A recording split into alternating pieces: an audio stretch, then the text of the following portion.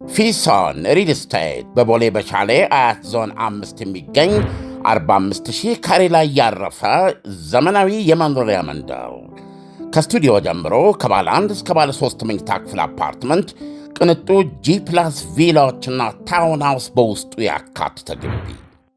አፓርትመንቶቻችን የከርሰ ምድር ውሃ፣ ለተለያዩ ፕሮግራሞች የሚሆን ሰፊ ቴራስ፣ 3 ቤዝመንት ፓርኪንግ፣ 2 ሊፍት፣ 24 ሰዓት ተጠባባቂ ጄኔሬተር፣ ሰፊና አስተማማኝ የመኪና ማቆሚያና በደህንነት ካሜራዎች የታገዘና ብቃት ባለው የሕንፃ አስተዳደር የተሟሉ ናቸው። ጂ+2 ቪላችን በውስጡ 6 መኝታ ቤቶች፣ 7 መታጠቢያ ቤቶች፣ 2 ሳሎን እንዲሁም 1 ባህላዊና 1 ዘመናዊ ኩሽና በውስጡ የያዘ ሲሆን በ340 ካሬ ላይ ያረፈ 3 መኪና ማቆም የሚያስችል ሰፊ ቦታ ያለው ነው። ጂ+2 ታውን ሃውስ 5 መኝታ ቤት፣ 6 መታጠቢያ ቤቶች እንዲሁም 1 ባህላዊና ዘመናዊ ኩሽና በውስጡ የያዘ ሲሆን በ190 ካሬ ላይ ያረፈ 2 መኪና ማቆም የሚያስችል ሰፊ ቦታ ያለው ነው። በአጭር ጊዜ ውስጥ ለመረከብ ቤቶቻችንን መጥተው የግሎ ያድርጉ። ገንዘብነቱ እንዲህ አይነት ቅርስ ላይ ሲያውሉት ነው። አሁኑኑ በስልክ ቁጥር 0952787878 ወይም 0952797979 ይደውሉልን። ፊሶን ሪል ስቴት።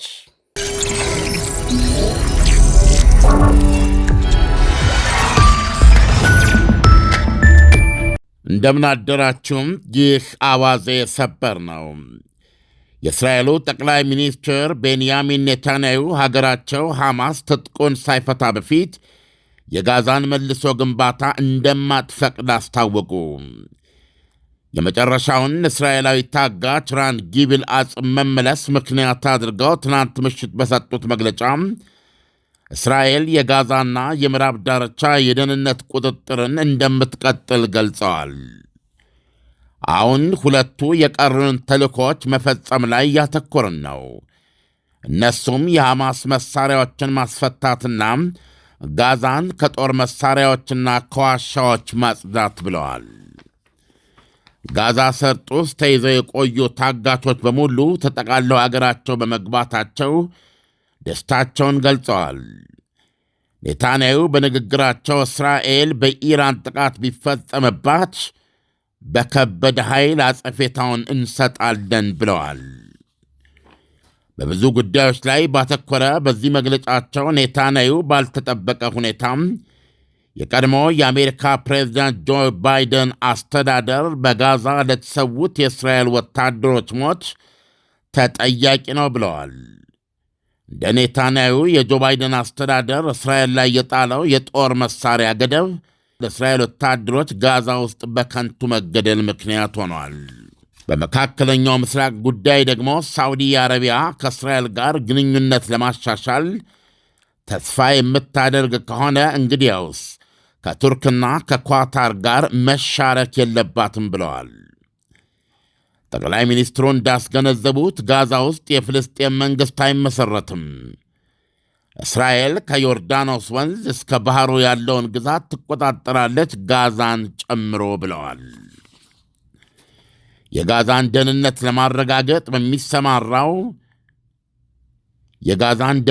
ለማረጋገጥ በሚሰማራው ዓለም አቀፋዊ ኃይል ውስጥ የቱርክና የኳታር ወታደሮች ከቶም ጋዛን አይረግጡም ብለዋል። ቱርክና ኳታር የጋዛን ቀጣይ አስተዳደር በሚቆጣጠረውና በሚመራው የጋዛ ቦርድ ውስጥ በአባልነት ውክልና ማግኘታቸው አይዘነጋም። ጠቅላይ ሚኒስትሩ ትኩረታቸውን ወደ ኢራን በማዞር ኢራን በአሜሪካ ብትጠቃ እስራኤልን አጠቃለሁ በማለት ለሰነዘረችው ዛቻ ምላሽ ሰጥተዋል።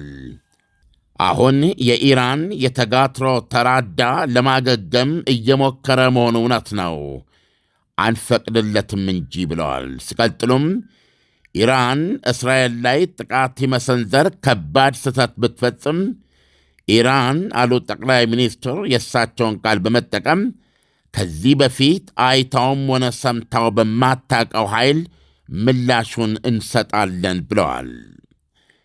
አሜሪካ በአረብ አሸማጋዮች አማካኝነት ከኢራን ጋር በተዘዋዋሪ በመነጋገር ለኒውክሌር ፕሮግራሟ ዲፕሎማሲያዊ መፍትሄ እየፈለገች ነው ስለሚለው ሪፖርት በቀጥታ አስተያየት ከመስጠት ተቆጥበዋል። አሜሪካ ከእኛ ጋር እየተነጋገረች ነው። ፕሬዚደንት ዶናልድ ትራምፕ ስለሚያደርጉት ወይም ስለማያደርጉት እኔ ልወስን አልፈልግም። ይናገሩ ወይም አይናገሩ ውሳኔው የሳቸው ነው ብለዋል። ስለ ሁሉም እየሆነ ስላለው ነገር ግን እስራኤል መረጃ በየጊዜው እየተሰጣት ነው ብለዋል። ኢሳያስ የጠቅላይ ሚኒስትሩ መግለጫ በጣም ሰፊ ነው። በሀገር ውስጥ ጉዳዮችም ላይ እንዲሁ ሰፋ ያለ ማብራሪያ ነው የሰጡት። ለምሳሌ የእስራኤል ቀጣዩ ምርጫ የሚካሄደው የፊታችን ወይም በመጪው በኢትዮጵያ የዘመን አቆጣጠር በ2019 ጥቅምት ወር ነው። ነገር ግን የሀገሪቱ በጀት በፓርላማው ሊጸድቅ ካልቻለ ወይም ፓርላማው ከተበተነ ግን ምርጫው ወደዚህ ሊሆን ይችላል እና ጠቅላይ ሚኒስትሩ አሁን እስራኤል ካለችበት ሁኔታ አንጻር ምርጫው ያለ ቀኑ እንዳይካሄድ ወይም እንዳይጠራ አሳስበዋል። ይሄ ለሀገሪቱ እንደማይበጅ አስገንዝበዋል። ሌሎችንም ሰፊ ጉዳዮች አንስተዋል። ዘገባው ጫፍ ጫፉን የሚጠቅስ ነው። ለምሳሌ ሳውዲ አረቢያ ከነ ኳታርና ከነ ቱርክ ጋር የመወዳጀት አካሄዷን ታቁም የሚል አንድምታ ያለው ንግግር ነው ያደረጉት። እንደሚታወቀው መካከለኛው ምስራቅ ውስጥ አሁን አንዳንድ ለውጦች እያየን ነው የፖሊሲ። አንተም እንደምታውቀው በአንድ ወቅት የሱኒ ኃይሎች በሚል አንድ ላይ ሆነው በኳታር ላይ መነሳታቸውን ታወቃለን እና ሁላችንም እናስታውሳለን። እና ያ በኳታር ላይ የተደረገው ዘመቻ ግንባር ቀደም መሪ ሳውዲ አረቢያ ነበረች። ግንባር ቀደም መሪ መሆን ብቻ ሳይሆንም የቁርጠኛነቷ ብዛት ኳታር የመሬት ድንበር ያላት ከሳውዲ አረቢያ ጋር የምታያይዛት መሬት ብቻ ናት። እሱን አስቆፍራ ኳታርን በመገንጠል ቶታሊ ወደ ደሴትነት ልትቀይራት ሁሉ እስከ ማቀር ነው ሄደችው። እንግዲህ ይሄ ያልጋ ወራሹ ስሜት ነው እና በዛን ወቅት አጠቃላይ አድማ ተደርጎባት ምንም አይነት በምግብ ደረጃ እንኳ በነሱ የውሃ ክልል፣ በነሱ የአየር ክልል፣ በነሱ የመሬት ግዛት ያላት እንዳልኩ በሳውዲ አረቢያ በኩል ነበር ሰፊውን አቅርቦት የምታገኘው። ይህን ሁሉ ነበር እንዲዘጋባት የተደረገው እና ይህንን በወቅቱ የሰበሩት እነማን ናቸው? ቱርክና ኢራን ናቸው። ቱርክና ኢራን የኳታር ወዳጆች ናቸው። ልብ አድርግ፣ ኳታር ኢሰንሺያሊ ሱኒ ነች። የነ ሳውዲ አረቢያ፣ የተባበሩት አረብ ኤሚሬት እንደዚህ ያልክ የሰላጤ የሆነ አብዛኛው ሀገሮች እነዚህ ሱኒ ኃይሎች ናቸው እስከ ኳታርም።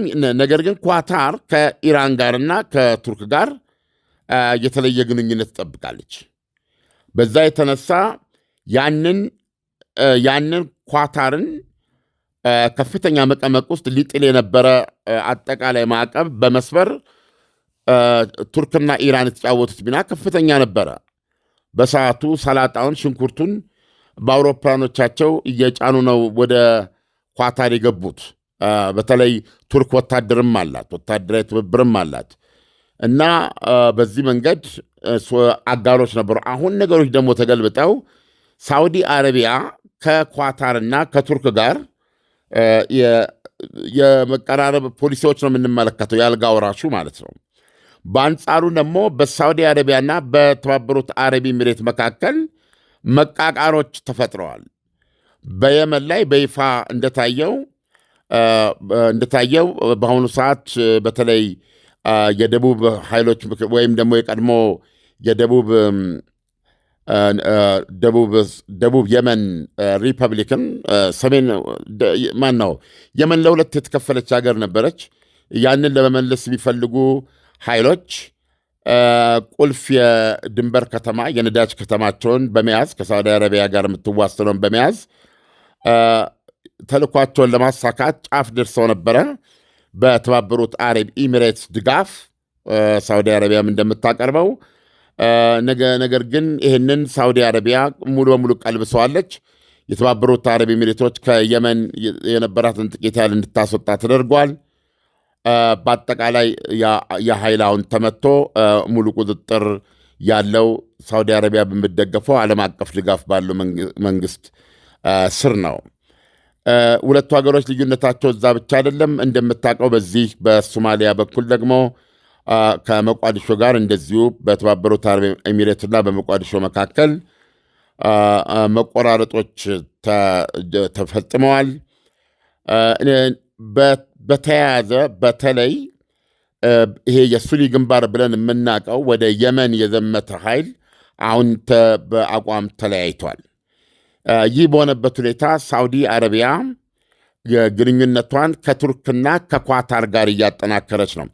እነ ተባበሩት አረብ ኤሚሬትና እነ ሳውዲ አረቢያን በጋራ እስከ ግብፅ ድረስ በጋራ ያስተሳስራቸው የነበረው ነገር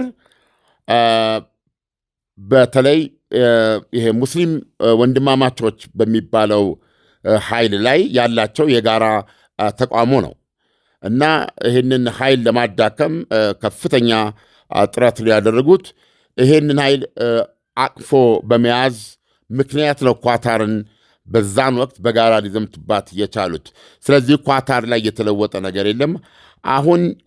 አሁን እንደሚታየው ከሆነ እንደዚህ አይነት በተለይ ብዙ ዝርዝር ለመናገር ያስቸግራል። ኤኒዌይ እንደዚህ አይነት የአመለካከት ለውጦች መምጣታቸውን በሳውዲ አረቢያና በተባበሩት አረብ ኤሚሬቶች መካከል እያየን ነው። እንግዲህ ጠቅላይ ሚኒስትር ቤንያሚን ኔታንያሁ ያሉት በእስራኤልና በሳውዲ አረቢያ መካከል ግንኙነት ይኖር ከሆነ ጤናማ የሆነ ግንኙነት የሚመሰረት ከሆነ እንግዲያውስ ሳውዲ አረቢያ ከቱርክና ከኳታር ጋር መወዳጀቷን ማቆም አለባት የሚል ነው። በአንጻሩ ደግሞ የተባበሩት አረብ ኤሚሬትና እስራኤል በጣም ጥሩ የሚባል ግንኙነት ነው ያላቸው። ኢሳያስ ጠቅላይ ሚኒስትሩ ብዙ ነጥቦችን ነው ያነሱት። በኢራን ጉዳይ ላይ እንደምታውቀው በአሁኑ ሰዓት የአሜሪካ አብርሃም ሊንከን የምትባሏ የአውሮፕላን ተሸካሚ የጦር መርከብ አሁን ሌተስት ባለን መረጃ 90 የጦር ጀቶች ነው የምትሸከመው እና ከና አጃቢዎቿ ኢራን ላይ ጥቃት ማድረስ የሚያስችላት ክልል ውስጥ ገብታለች። ይህ ክልል የማዕከላዊ እዝ ክልል ተብሎ ይታወቃል። የአሜሪካ ሴንትኮም የሚባለው ኃይል ነው። የዚህ ኃይል አዛዥ ባለፈው ቅዳሜና እሑድ እስራኤል ቆይታ በማድረግ ከእስራኤል ወታደራዊ ባለሥልጣኖች በተለይም ከኤታማዦር ሹሙ ጋር ሰፊ ውይይት ማድረጋቸው ተዘግበዋል። ነገር ግን በኢራን ላይ ምን እንደተነጋገሩ የተገለጸ ነገር የለም። ጠቅላይ ሚኒስትሩ ኢራን የአሜሪካ ጥቃት ቢቃጣባት ቢደረግባት እስራኤል ላይ ምላሽ እንደምትሰጥ እስራኤልንም እንደምታጠቃ ማስጠንቀቋን ምክንያት አድርገው እንደተለመደው ጠቅላይ ሚኒስትር ቤንያሚን ኔታንያሁ ማስጠንቀቂያ ነው የሰጡት። የተለየ የሚያደርገው ይህ ማስጠንቀቂያቸውን ከዚህ በፊት አይታ በማታውቀው ኃይል የሚለው ነው። ዓለም አሁን እንግዲህ ኢራን መልሳ ትኩረት ስባለች ብለን መውሰድ እንችላለን። ምክንያቱም አሜሪካ የባህር ኃይሏን አስጸግታለች። አሁን አንተም እንዳነሳኸው ኢራን ላይ ጥቃት መፈጸም የምትችልበት ሁኔታ ላይ ነው ያለችው። በሌላ መልኩ ደግሞ ስናነሳ እስራኤል ኢራንን አሁን በዚህ ሁኔታ ማንሳቷና ምርጫውም ደግሞ በሚካሄድበት ጊዜ አሁን እስራኤል ካለችበት ሁኔታ አንጻር አንዳንድ ሁኔታዎች እንዲስተካከሉ ቤንጃሚን ኔታንያሁ ማንሳታቸው መልሳ ትኩረት ወስዳለች ማለት ነው ወይ? ይሄ ከሆነ ደግሞ ባለፈው እንግዲህ ፎርዶን ከተመታ በኋላም ማለት ነው የተመታሁት ከባድ አይደለም፣ አንዳንድ ነገሮችን ማስተካከል የምችልበት አጭር ጊዜ ነው የሚያስፈልገኝ ያለችው እውነት ነው ወይ? አሁን ኢራን ባሰበችው መልኩ ታጥቃለች ወይ? በመካከለኛው ምስራቅ ያሉትን የአሜሪካን የጦር ሰፈሮችም እመታለሁ ስላለች በእርግጥም በሚታሰበው መልኩ ኢራን ተደራጅታ ነው ወይ ያለችው? በቦሌ በሻሌ አያት ዞን 5 የሚገኝ 45000 ካሬ ላይ ያረፈ ዘመናዊ የመኖሪያ መንደር ከስቱዲዮ ጀምሮ ከባለ 1 እስከ ባለ 3 መኝታ ክፍል አፓርትመንት፣ ቅንጡ G+ ቪላዎችና ታውን ሃውስ በውስጡ ያካተተ ግቢ። አፓርትመንቶቻችን የከርሰ ምድር ውሃ፣ ለተለያዩ ፕሮግራሞች የሚሆን ሰፊ ቴራስ፣ 3 ቤዝመንት ፓርኪንግ፣ 2 ሊፍት፣ 24 ሰዓት ተጠባባቂ ጄኔሬተር፣ ሰፊና አስተማማኝ የመኪና ማቆሚያና በደህንነት ካሜራዎች የታገዘና ብቃት ባለው የሕንፃ አስተዳደር የተሟሉ ናቸው። G+2 ቪላችን በውስጡ 6 መኝታ ቤቶች፣ 7 መታጠቢያ ቤቶች፣ 2 ሳሎን እንዲሁም አንድ ባህላዊና አንድ ዘመናዊ ኩሽና በውስጡ የያዘ ሲሆን በ340 ካሬ ላይ ያረፈ 3 መኪና ማቆም የሚያስችል ሰፊ ቦታ ያለው ነው። G+2 ታውን ሃውስ 5 መኝታ ቤት፣ 6 መታጠቢያ ቤቶች እንዲሁም አንድ ባህላዊና ዘመናዊ ኩሽና በውስጡ የያዘ ሲሆን በ190 ካሬ ላይ ያረፈ 2 መኪና ማቆም የሚያስችል ሰፊ ቦታ ያለው ነው። በአጭር ጊዜ ውስጥ ለመረከብ ቤቶቻችንን መጥተው የግሎ ያድርጉ። ገንዘብነቱ እንዲህ አይነት ቅርስ ላይ ሲያውሉት ነው። አሁኑ ነው በስልክ ቁጥር 0952787878 ወይም 0952797979 ይደውሉልን።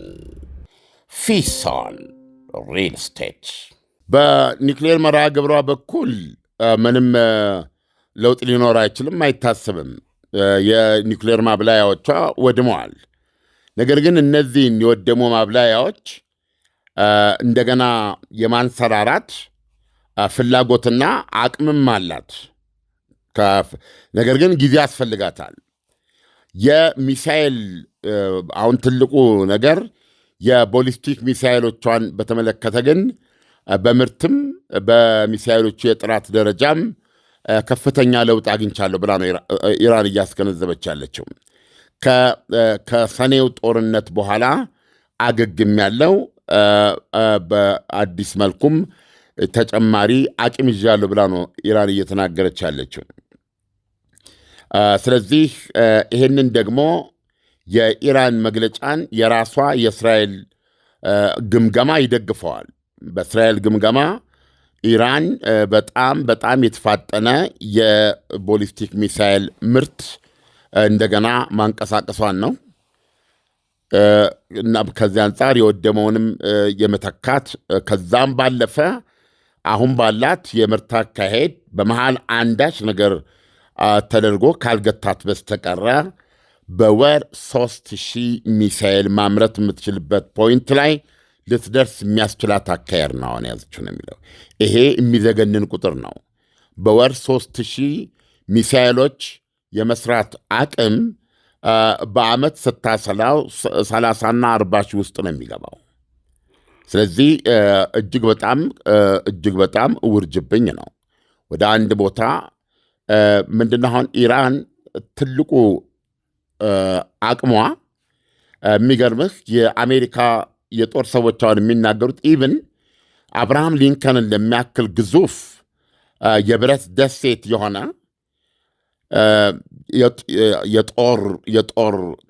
የጦር ደሴት ስጋት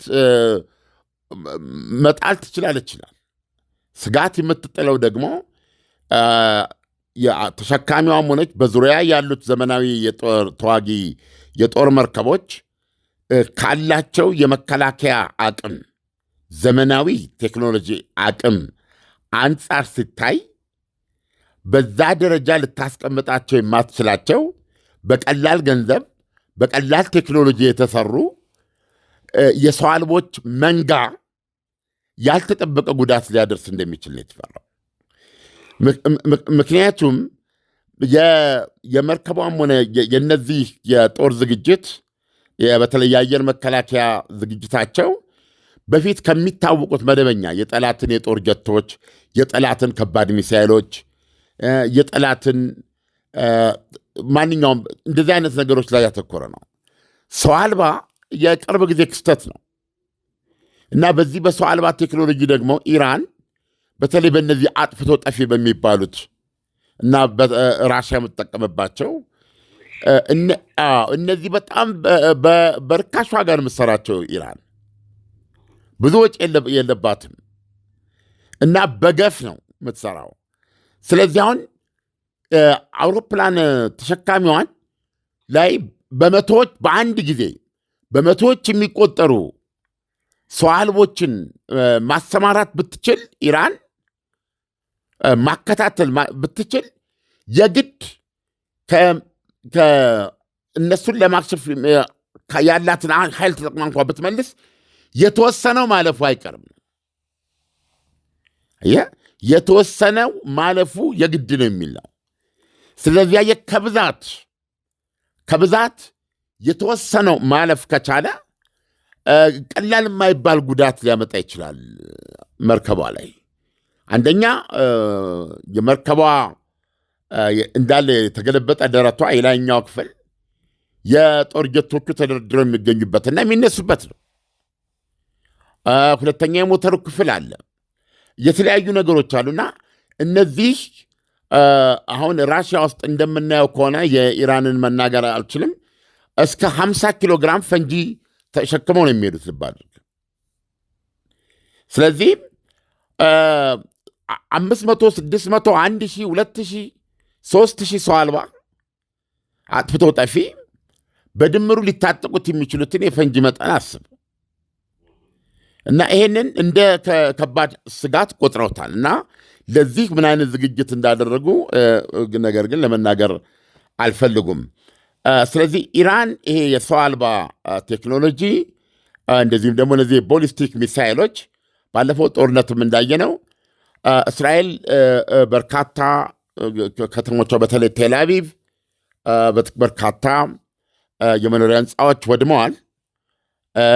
እንደዚሁም ሆስፒታሎች ተመትተዋል። የመሳሰሉት 500 ሚሳይሎች ናቸው እነዛ እና አብዛኛው ወይም ደግሞ 95% በላይ መከላከል ችላለች እስራኤል። ይሁንና አንዳንድ ሚሳይሎች እንደ አቅጣጫቸው አደጋ አይጋርጡም በሚል የሚታለፉ አሉ። በዚህ መንገድ የሚታለፉት ያደረሱት አደጋ ደግሞ ያው የሚታይ ነው። ስለዚህ አሁን የሚሳኤል ክምችቷ በዚህ ደረጃ መብዛት በተለይም ደግሞ በጥጥር ነዳጅ የሚተኮሱት የሚደርሱበት ፍጥነት ከኢራን ወደ እስራኤል የሚደርሱበት ፍጥነት በጣም ቅጽበታዊ ነው። እነዚህ ተደምረው ከፍተኛ ስጋት ተደርገው የተወሰዱ ናቸው። የኒውክሌር ያህሉን እስራኤል የህልውና ስጋት የምትላቸው የኒውክሌር የአቶሚክ ቦምብ የመያዝ እቅዷን ብቻ ሳይሆን በተለይ የነዚህ የሚሳኤል ምርቶች ናቸው። ስለዚህ አሁን ዩናይትድ ስቴትስ አሜሪካ በአረቦች አማካኝነት ከኢራን ጋር እያደረገች ያለው ድርድር የኒውክሌር ፕሮግራሟን ማስተው እንደገና የዚህ የሚሳኤል ቴክኖሎጂዋን ደግሞ ማቀብ ክምችቷንም ሆነ የምርት ደረጃዋን ለራሷ ለየትኛውም ሀገር ስጋት በማትሆንበት ደረጃ እነዚህም መገደብ ናቸው። ምን ያህል ይሳካል አይሳካም የሚታይ ነገር ነው። ወይም ጠቅላይ ሚኒስትሩ አስተያየት ሊሰጡበት አልፈቀዱም። በአሁኑ ሰዓት ግን ፕሬዚደንት ዶናልድ ትራምፕ የማርጋሬት ታቸርን አይነት ያንን የማርጋሬት ታቸርን የሚያስታውስ ነገር እያደረገው ነው ኢሳያስ። እዚህ ጋር በጣም ኢንተረስቲንግ ነው። ማነው አርጀንቲናዎች ፎክላንድ ደሴት ለእነሱ በጣም ቅርብ ናት፣ የእኛ ናት ነው የሚሏት እና የእንግሊዝ ናት። ተቆጣጠሩ ማለት ነው። በአንድ ወቅት በሚቆጣጠሩበት ጊዜ በወቅቱ የእንግሊዝ ጠቅላይ ሚኒስትር ወይዘሮ ማርጋሬት ታቸር ይመስለኛል ከሊቨርፑል ወደብ የእንግሊዝ የጦር መርከብን ወደ ፍልሚያውን የሚሸኙት ልክ እንዳሁኗ አብርሃም ሊንከን እንደማለት ነው። እና የእንግሊዝ የጦር መርከብ በሚሸኝበት ጊዜ ምን አሉ? ለአርጀንቲናዎች የሰጡት ማስጠንቀቂያ ለሰላም ያላችሁ ዕድል ይሄ የጦር መርከብ እዛ እስኪደርስ ነው ያለች። እዛ ከደረሰ በኋላ ምንም የሚደረግ የሰላም ነገር አይኖርም። እንግሊዝ እርምጃ ትወስዳለች፣ በተመታችሁ አልቃችሁ ትለቃላችሁ እንደማለት ነው። ስለዚህ ጠቅላይ ሚኒስትሯ በወቅቱ ያሉት ይህ የጦር መርከብ እናንተ ጋር እስኪደርስ ድረስ ማድረግ ያለባችሁን አድርጎ የሚል ነው እና አንዱ የብረቷን መቤት የአየር ሌዲ ያሰኛቸው ንግግር ይሄ ነው። ልክ አሁን ዶናልድ ትራምፕ ምንድነው እያደረጉ ያሉት? ለኢራኖች ለንግግር ክፍት ነኝ፣ ሊያነጋግሩኝ እየሞከሩ ነው። በዚህ በኒውክሌር ፕሮግራም ላይ ከዚህ በፊት በብዙ ዙር አውርተናል። የምፈልገው ነገር ይሄ ነው። የኒውክሌር ፕሮግራማችሁን ሰርዙ፣ ድጋሚ ይህንን የማንሰራራት ፍላጎታችሁን አቁሙ። በእጃችሁ ኒውክሌር ማበልጸግ የሚባል ነገር ሊካሄድ አይችልም። በእናንተ ለሰላማዊ ተልእኮ የሚያስፈልጋችሁን እዛው እናንተ ግዛት ላይ ከሰላጤው ሀገሮች ጋር ተባብሬ ያሰራላችኋለሁ፣ እነሱ እየመጠኑ ይሰጧችኋል። ፊኒሽድ። የዚህ የሚሳኤል ምርታችሁም በዚህ ደረጃ የሚታይ ይሆናል። ይሄንን ከተቀበላችሁ ማዕቀብ፣ ምንም አይነት የኢኮኖሚ ማዕቀብ፣ የዲፕሎማሲ ማዕቀብ፣ ሁሉ ነገር ይነሳል። ሀገራችሁ ሀብታም ናት። በማዕቀብ የታሰረበት ገንዘብ ይለቀቃል። ከህዝባችሁ ጋር በልጽጋችሁ ሰላም ሆናችሁ መኖር ትችላላችሁ። እኛም ከእናንተ ጋር በወዳጅነት ለመኖር ዝግጁ ነን የሚል ነው የአሜሪካ መደራደሪያ። ኢራኖች ግን ቀይ መስመር ነው ያሉት። ኒውክሌር የማበልጸግ መብታችን ቀይ መስመር ነው፣ ለሰላማዊ ዓላማ ብቻ ነው የምናበለጽገው። ነገር ግን የኒውክሌር ቦምብ የመስራት ዓላማ የለንም። ለሰላማዊ ዓላማ ኒውክሌር ማበልጸግን ግን ከእጃችን አናወጣም። ይህንን የሚል አቋም በመያዛቸው የተነሳ ባለፈው ሰኔ ወር ላይ ያ ጦርነት እስራኤል እንድትጀምረውና ለ12 ቀናት የኢራንን ቁልፍ ወታደራዊ አዛዦችና የኒውክሌር ሳይንቲስቶችን ህልውና የቀጠፈ ከባድ ጦርነት መካሄዱ የሚታወስ ነው። ኢሳያስ ዓለም አሁን የኢራን መሪው አያቶላው የት እንዳሉ አይታወቅም። ያው ተደብቀዋል። የአሜሪካ ባህር ኃይል ደርሷል። ካለው አጠቃላይ ነባራዊ ሁኔታ ስንመለከት ባለፈውም እስራኤል ድንገት ነው ጦርነቱ የጀመረችውና አሁን በኢራን በአሜሪካና በእስራኤል መካከል ያለው ፍልሚያ ወደ ጦርነት ሊያመራ ይችላል ብለህ ታስባለህ? ዓለም አምናለሁ። ከማሰብም በላይ አምናለሁ። ምክንያቱም ከማናችንም በላይ የኢራኑ መንፈሳዊ መሪ አሊ ካሚኒ ያውቃሉ፣ ተጨባጩን ነገር ያውቃሉ። ስለዚህ እኚህ የ86 ዓመት አዛውንት ኃላፊነቱን ለልጃቸው ሰጥተው እሳቸው ከመሬት በታች ጥብቅ የሆነ ምሽግ ውስጥ ለመግባት ከመሬት ተነስቶ አይወሱም። ስለዚህ ከማንም በላይ ስላለ ሁኔታ መረዳት አላቸው ማለት ነው። ድርድርም ቢባል ኢራኖች ሊያገኙን እየሞከሩ ነው፣ እኛም ዝግጁ ነን የሚለው የዶናልድ ትራምፕ ንግግር የማርጋሬት ታቸርን የሚያስታውሰው ብያለሁ።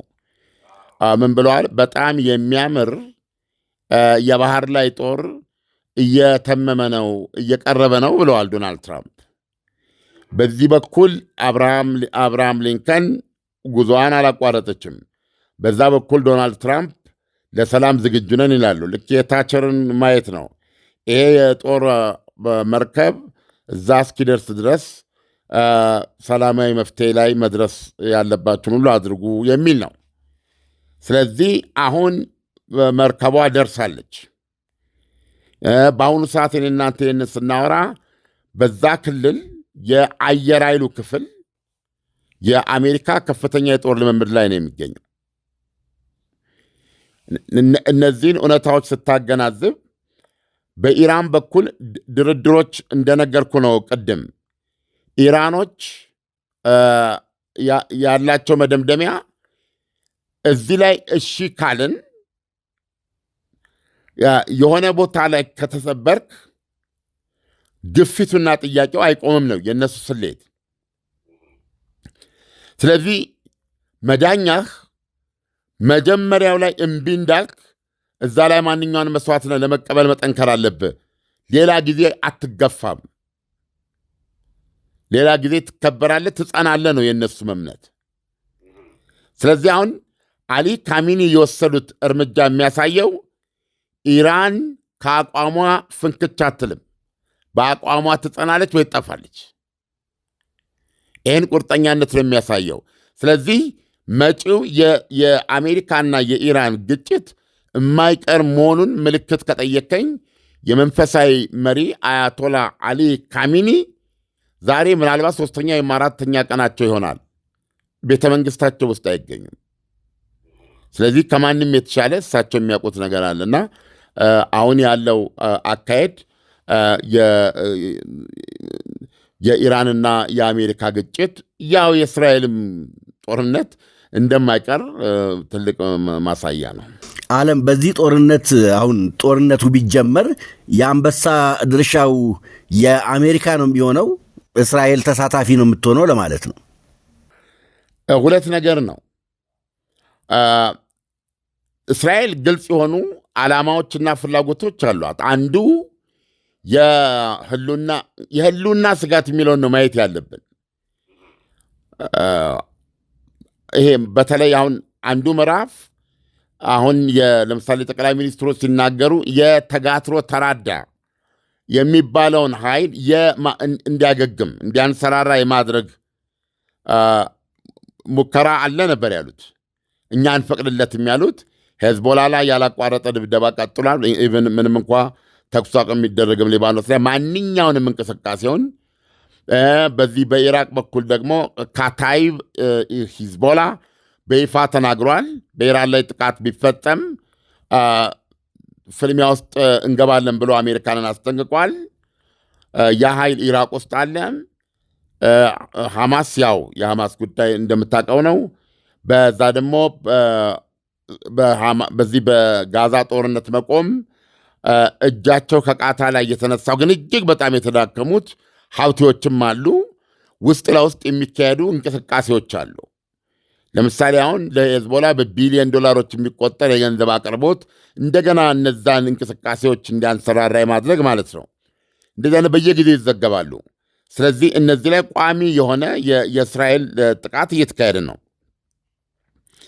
አሁን ሌላው ስጋት ይሄ የቦሊስቲክ ሚሳይል ምርት ነው። እሱ ስጋትነቱን ጨምሮ መጥቷል ነው። በፊት ከፍተኛ ድብደባ ተደርጎ ክምችት አውድማለች፣ ማምረቻዎችን አውድማ ነበረ እና ኢራን አላት ተብሎ ያን የተገመገመው በ1 በ2 ወይም በ3 ሺህ መካከል ነው ቢበዛ ክምችቱ። አሁን ግን እየተሰማ ያለ ነው ባለፉት 6 ወራት ውስጥ የኢራን ክምችት የማምረት አቅም ጨምሮ የሆነ ቦታ ላይ በዚህ አሁን ባላት ቴምፖ ከሄደች በወር 3000 ማምረት የምትችልበትን ሁኔታ ፈጥራለች ነው። ስለዚህ አሁን የሚሳኤሉ ከፍተኛ የህልውና ስጋትነቱን ቀጥሏል ማለት ነው።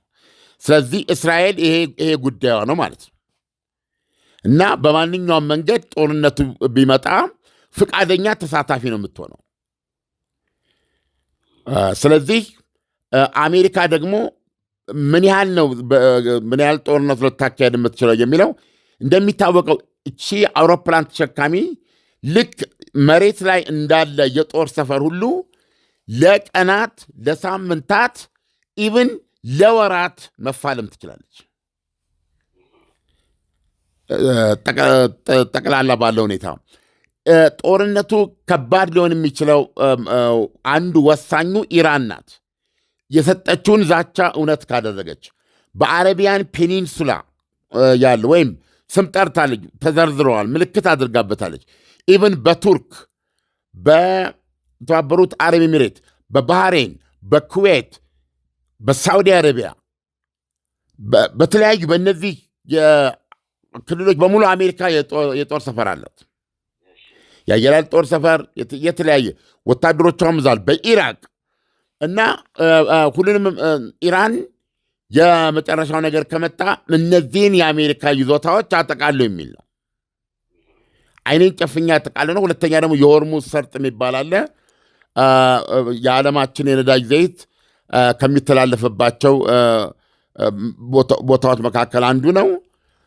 እሱ ላይ እሱን የመዝጋት የአሜሪካንን የጦር መርከብ ራሱን የመምታት እንደዚህ አይነት እዚህ ደረጃ ድረስ እሄዳለሁ ለአሜሪካኖች የምሰጣቸው የለየለት ጦርነት ነው እንጂ የተወሰነ ተልእኮ ያለው ይሄንን ተልእኮ ለመፈጸም ልክ እንዳለፈው ለምሳሌ የኒውክሌር ተቋማቱን ዶናልድ ትራምፕ ላኩ፣ ደበደቡ፣ አወደሙ፣ ሄዱ፣ በቃ ሰላም መጣ። ኖ አሁን ይህን ዕድል አንሰጦትም። የመጀመሪያውን ጥይት ከተኮሱ ጦርነት ውስጥ ነው የምናሰነብቶት የሚል የኢራን ማስጠንቀቂያ አለ። እነዚህን ነገር ስታደርግ አሁን የሚደረገው ጦርነት የከፋ ሊሆን ይችላል። በተለይ አንዳንዶች ቢሉ ለኢራን ምክንያቱም የኢራን መንግስት እስላማዊ ሪፐብሊክ በታሪኩ ከፍተኛ የተባለ ቀውስ ውስጥ ነው። አሁን በቅርብ እንደምታውቀው አሁን በቅርብ ነው የውስጥ ተቋሞ የአደባባይ ተቋሞን ያቆመው እና ይህንንም ለማቆም የሞቱ ሰዎች ቁጥር በጣም ከፍተኛ ነው። ስለዚህ የውስጥ ንቅናቄ የውስጥ ግፊት ባለበት ሰዓት ላይ ከውጭ የዶናልድ ትራምፕ የደገኑት ኃይል ምናልባት አገዛዙን አስጨናቂ ሁኔታ ውስጥ ከቷል ነው። ቢያንስ ግን የዶናልድ ትራምፕ ተልእኮ አሊ ካሚኒን ከስልጣን ቦታ ላይ በማንኛውም መንገድ ማስወገድ መሆኑን በይፋ የተነገረ። ዓለም እንግዲህ ሁኔታዎች ከመቼውም ጊዜ በላይ የተባባሱ ነው የሚመስሉት። ምክንያቱም በዚህ አሁን ጦርነት ከተጀመረ የኢራኑ መሪ ሀያቶላው የአመራር ቡድናቸው ሙሉ በሙሉ ሊጠፋ እንደሚችል ይገመታል ብለን እናስባለን። ምናልባት አንድ ነገር ለመጨመር ከወዲሁ ሳውዲ አረቢያ፣ የተባበሩት አረብ ኤምሬት፣ ኳታር እንደምናያቸው ከሆነ በኢራን ላይ ለሚደረግ ማንኛቸውም ጥቃት የመሬት፣ የአየር፣ የባህር ክልላችንን አንፈቅድም የሚል የጋራ አቋም ይዘዋል። ዓለም ለዛሬው ትንታኔ ከወዲሁ አመሰግናለሁ።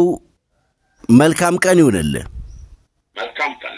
ፊሶን ሪል ስቴት በቦሌ በሻሌ አያት ዞን 5 የሚገኝ 45,000 ካሬ ላይ ያረፈ ዘመናዊ የመኖሪያ መንደር ከስቱዲዮ ጀምሮ ከባለ 1 እስከ ባለ 3 መኝታ ክፍል አፓርትመንት፣ ቅንጡ ጂ+ ቪላዎችና ታውን ሃውስ በውስጡ ያካተተ ግቢ። አፓርትመንቶቻችን የከርሰ ምድር ውሃ፣ ለተለያዩ ፕሮግራሞች የሚሆን ሰፊ ቴራስ፣ 3 ቤዝመንት ፓርኪንግ፣ 2 ሊፍት፣ 24 ሰዓት ተጠባባቂ ጄኔሬተር፣ ሰፊና አስተማማኝ የመኪና ማቆሚያና በደህንነት ካሜራዎች የታገዘና ብቃት ባለው የሕንፃ አስተዳደር የተሟሉ ናቸው። ጂ+2 ቪላችን በውስጡ 6 መኝታ ቤቶች፣ 7 መታጠቢያ ቤቶች፣ 2 ሳሎን እንዲሁም አንድ ባህላዊና አንድ ዘመናዊ ኩሽና በውስጡ የያዘ ሲሆን በ340 ካሬ ላይ ያረፈ 3 መኪና ማቆም የሚያስችል ሰፊ ቦታ ያለው ነው።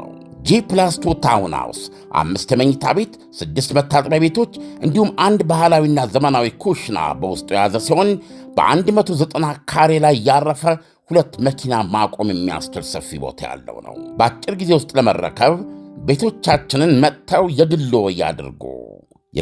ገንዘብነቱ እንዲህ አይነት ቅርስ ላይ ሲያውሉት ነው። አሁኑ ነው በስልክ ቁጥር 0952787878 ወይም 0952797979 ይደውሉልን። ፊሶን ሪል ስቴት ምርትና አገልግሎቷን በአዋዜ ላይ ያስተዋውቁ። ለጥራች እንታመናለን። በስልክ ቁጥሮቻችን ይደውሉልን። አዋዜ ዓለምነህ ዋሴ ዜና